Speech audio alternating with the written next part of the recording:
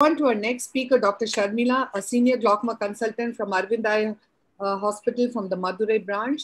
She is going to discuss OCT of the optic disc and its relevance in glaucoma. On to you, Dr. Sharmila. Look forward to learning a lot more from you. Good evening, madam. Thank you very much for the opportunity. And having said that, Dr. Devan had given so much information about clinical evaluation of the optic disc.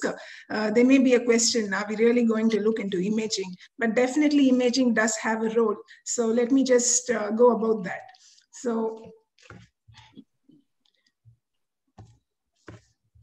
yeah, so we all know that glaucoma is a chronic progressive optic neuropathy where structural changes happen before functional damage is seen. And in order to pick up those structural changes early, that is in the pre-perimetric glaucoma stage, where one may not be able to appreciate the disc damage or a field change, one may have to rely on imaging modalities such as the OCT. The OCT is basically a non-contact, non-invasive imaging technology, which is on the principle of optical interference.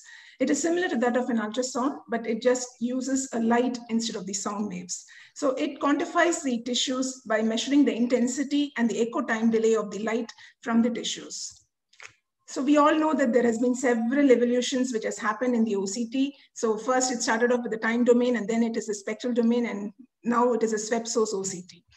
So the recent modalities of OCT, they have a better resolution, faster scanning speed, three-dimensional acquisition of images, they're highly reproducible, they have a better segmentation algorithms, and they're very useful for detecting progression. I'm very much convinced in using an OCT because it gives so much of information. One, you can entirely scan the optic nerve head. Number two, you can do an RNFL analysis. Number three, you can even do a macular ganglion cell analysis. All comes in a single particular machine. But however, we need to choose the program depending upon the basic pathology of the patient. For example, if the patient has got a very small disc, it is better to go for an RNFL analysis because many of the optic disc parameters could be missed by a normal optic disc scan. Secondly, if there is a macular ganglion analysis which you're going to do, you have to make sure that there is no macular pathology before you're going to do the macular ganglion cell analysis. So you can choose a program according to the basic pathology the patient has or the basic requirement of the patient.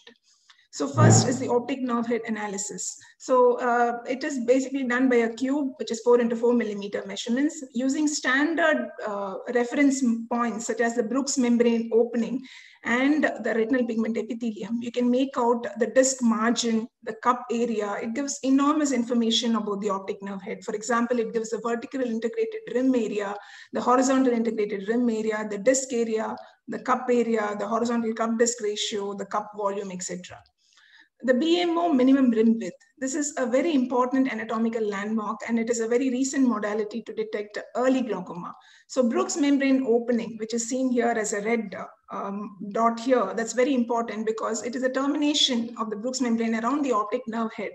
And it is through this opening, most of the axons exit the eye, and it is the outermost edge of the neural tissue at the level of the optic disc. So this is a spectralis ONH printout. Where you get the Brooks membrane opening minimum rim width measurements, and these are taken at 12 locations around the optic disc. And just like an RNFL profile, this is also given in a Tissent graph, that is temporal superior nasal infratemporal graph, and each parameter is color-coded. So it's very easy to interpret it, but we should predominantly not go only by the colors. Rather, you have to look at the measurements, you have to look at the thickness at each quadrant. So this is basically an RNFL scan of a Cirrus HD OCT machine. So just like how we would do a visual field printout reading, we'll have to go in a stepwise manner. This first you have to look at the patient information. So the patient information is really very important, and most important to that is the signal strength. There is something here which is known as a signal strength, and here you have a denominator of 10. So anything more than 6 is acceptable. And then you have the second scale, what you have to see is the parameter table, which is given in the center. This is in the Cirrus OCT printout.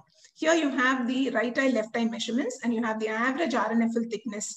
You have the RNFL symmetry between the two eyes, the rim area, the disc area, the average cup disc ratio, the vertical cup disc ratio, and the cup volume. Again, these are all color-coded. And then you have the RNFL thickness map, which is basically the raw data. And you don't have to remember the colors because there is a scale which is adjacent to this thickness map. And with this scale, you can make out whether the RNFL is thicker or thinner. And then you have the RNFL deviation map. This is basically showing how much is this patient deviating from the age-matched normals. And here you can see that there are 3 rings. The inner ring is the cup margin, the outer ring is the disc margin, and then you have the RNFL measurement circle. So the NRR, which is actually the distance between the cup margin and the disc margin, is displayed here. And you have it for the right eye and the left eye as a straight line and a dotted line. It predominantly falls in the green shade. I'll come to the colors a little later. And then you have the RNFL thickness, which is again from the calculation circle using the around the disc margin.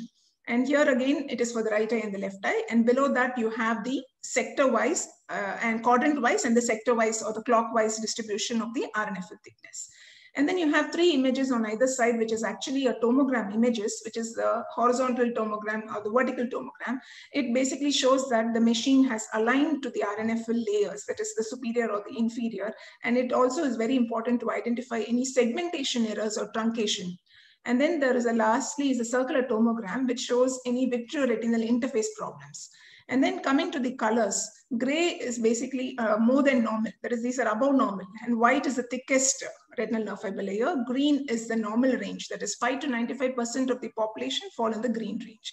And then yellow is between 1 to 5%. And red is the thinnest, where only less than 1% of the population will fall in the red zone. And similar to that, we have a spectralis OCT printout, a little different from that of the Cirrus OCT. You have to look at the parameters again, like the patient data. And here the quality scan is in a score of 0 to 40. So if you see anything more than 20, it is considered to be a good scan. And then you have the fundus image, which is basically the infrared fundus image, which shows the BMO centroid. That is, it is an axis which is marked between the fovea and the Brooks membrane opening. And this value is between 16 to 7.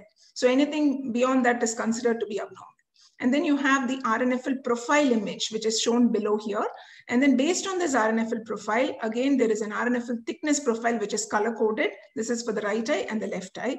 And then in between both these, the right and the left eye, you have an asymmetry between the right and the left eye in the quadrant wise. And then you have the classification. That is, the global parameter will be the center circle. And then you have the superior quadrants, supratemporal, supranasal, the temporal, the nasal, infratemporal, and infranasal. So you have in each quadrant what is the asymmetry in measurements between the right and the left eye.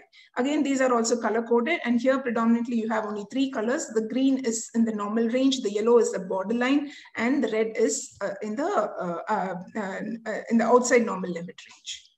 And then we have also a macular analysis. We all know that more than 50% of the retinal ganglion cells are located in the macula, and RGC loss happened very early in this region. So it is very useful for detecting early glaucoma, and this should be considered as a part of a routine comprehensive glaucoma evaluation, especially in early glaucoma.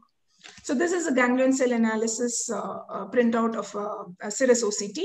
Here you see again the signal strength. The signal strength is something which is really, really important. If it is less than 6, we'll have to consider repeating the scan. And then this is a thickness map, which is again color coded. Don't have to remember the colors. There is a scale here. You see the scale and see the colors corresponding to it. And then here is the deviation map, which shows how it is different from the age-matched controls. And then you have the right eye, again a sector-wise distribution, the left eye. And then in the middle, you have this very important table here, which shows the average ganglion cell layer and inner plexiform layer thickness for the right eye and the left eye, and also the minimum thickness which is seen. And here below is a circle, the tomogram, which shows that the image is passed through the fovea. That is, the fovea should be present to show that it is a well-centered image. And it also helps us to identify any macular pathologies. That was with the Cirrus OCT, and similar to that we have in the Spectralis OCT, where you have a posterior pole asymmetry analysis, and this is basically done with an 8x8 grid, and then you have again color coding which is given at the side. And here interestingly we have a right and left asymmetry which is calculated. Gray areas are areas which shows a reduce in RNFL thickness, and then you also have a hemisphere asymmetry, that is within the same eye you have a superior to inferior asymmetry or the inferior to superior asymmetry which which is calculated. Predominantly, all these dark areas are the areas where there are reduced RNFL thickness. And here you can see that in this image, both the superior and both the eyes show a superior arcuate fibers which are reduced. Although it is very easy to interpret, although it is very simple, we do have to understand that there are a lot of artifacts that can be involved in this. So one could be because of the operator, second it could be because of the patient, or because of the device. So as I told earlier, one thing is the signal strength. So one has to concentrate on that. And in a spectralis, more than 20 is good. And in a Cirrus, it is more than 6 is supposed to be a good scan. And then this is what I was mentioning about the segmentation or the truncation. Here you can see that the RNFL layers are not exactly determined by the machine. So because of this, there will be a lot of bizarre readings, and you may sometimes get it as false positive because it is not in the measurement circle. And then even with an improper placement of the RNFL circle, here you can see in the left eye that it is not equidistant around the optic disc margin. You can see that the ring is placed closer in the superior quadrant here and very wider here. So this may give false measurements or a false positive values. And then so we have to very much be very clear about where the ring is, and this has to be identified early and had to be corrected. After you correct, you see that there is a disappearance in the red value which is seen without correction. So one has to look into it. And there may be also factors related to the patient, like the pupil diameter. The pupil has to be well dilated. There should be no media opacities. Make sure that the patient does not have any dry eye, and blink reflex should be avoided. Floaters should also be kept in mind. And there may be also a lot of motion artifacts. So one has to look into those areas as well before interpreting it. So blink artifact here, the machine is actually not doing the measurement, and so there is no data to interpret, so it is shown as red. And once you correct for that, you repeat the measurement and you get a good normal values. Similarly, a motion artifact could be identified by the presence of bending of the vessels, which you see here. So once you do that, again, there is a discontinuity here, and then there are areas which are showing here as a dip in the RNFL thickness, which falls in the red area. So once you correct for that, then the values become normal. And there may be also some floaters like the Weiss ring or the PVDs, which can come in the area of measurements. And so that can also cause false positive results. And then there are also device-related artifacts, because we have to make sure that the patient is not having any microsaccades, and so make sure that they're fixing at the target. And also this cannot differentiate, prior glaucomatous from an ischemic optic neuropathy or a hemicentral retinal vein occlusions.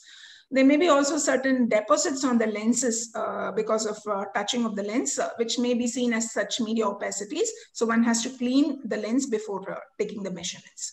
The most important thing here is misinterpretation artifacts. There may be red disease. Basically, these patients may not be having a real disease, but they may be interpreted as red disease. And then there is a green disease. For example, they may be having normal values, but actually there may be a focal defect which is hidden inside. So one has to be very careful, and you have to understand how to interpret this. So for example, if there is a dense PSCC or a myopia of -14 diopter, it doesn't fall in the normative data range. And so then you get a false positive results. So we'll have to look into it with a clinical correlation, and also after removing the cataract, we'll have to redo the scan and then do the base analysis.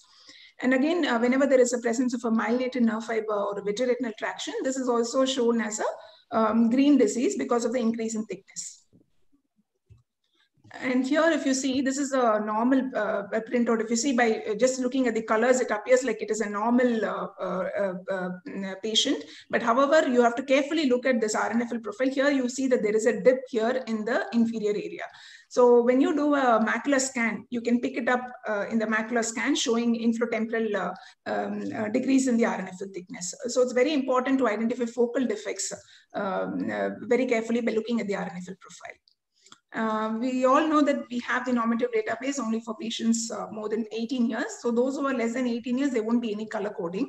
And also, if you look at these machines, these are all basically developed with the normative databases of European descent or American descent. And here we have only 1% of Indian population contributing to that. So that has to be also kept in mind. And when you read a printout of an advanced glaucoma, it is really very difficult because it will be usually there'll be a floor effect. So you won't be able to, the machine will not be able to identify any other loss, residual glial tissue, including blood vessels. So in case of advanced glaucoma, one has to rely on other parameters like the Humphrey field analyzer or the octopus field analysis rather than looking into the OCT for progression. In case of moderate glaucoma, this is a patient who have a very good signal. Conclude, sorry. Yes, madam. I've just finished, madam. This is a moderate glaucoma patient. And here you see that there is an early glaucoma. Again, there is a macular ganglion cell, which you can pick it up. So importantly, you have to differentiate neurological. And again, it follows the vertical meridian. That's what I wanted to say here. So the tips and tricks to interpret OCT is always you check at the quality of the scan, identify whether it is a glaucomatous patient or non-glaucomatous, differentiate true or false positives, always correlated with the clinical finding, consider artifacts on interpretation, and also you should consider the normal aging loss which can happen. So I would say that we could never interpret OCT alone in isolation. You have to go in hand with the clinical evaluation, differentiate normal from abnormal, and also understand that there may be a true positive or a false positive. Thank you for patience. Thank you very much for a very wonderful talk, Dr. Sharmila. Dr. Mandal, you could share your screen while I ask just one question to Dr. Sharmila. Between the ganglion cell complex analysis and the RNFL analysis, which is more critical to detect glaucoma? I would say if it's an early glaucoma, I would go for a ganglion cell analysis. If it is a moderate glaucoma where you want to just look at the progression, I would go for an RNFL analysis. Okay, thank you. There are a lot more questions I would have asked. I think we'll have to do it at a later date.